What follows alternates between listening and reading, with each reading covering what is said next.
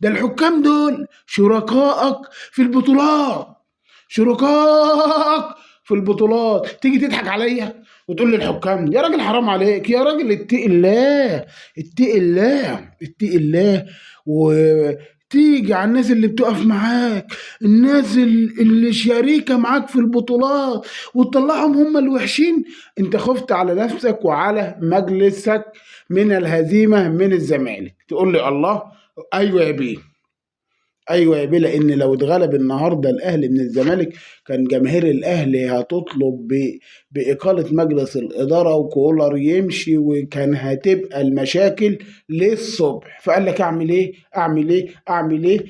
قال لك انسحب من المباراه. فانسحب من المباراه وقال لك اخد المشهد قدام الجماهير ان انا البطل. المبادئ فين؟ المبادئ، مبادئ ايه يا بيه؟ مبادئ ايه؟ ده انت جبت امام عاشور بعد ما ساب الجماهير دي كلها وساب المايسترو صالح سليم، تيجي تقول لي مبادئ؟ المنظر السيء اللي انت تسببت فيه النهارده، اللي بتقول المبادئ والقيم، كان يجب عليك انك تلعب المباراه وبعد كده تحترم. انت بتقول انا الكبير، انا اللي عندي مبادئ، لكن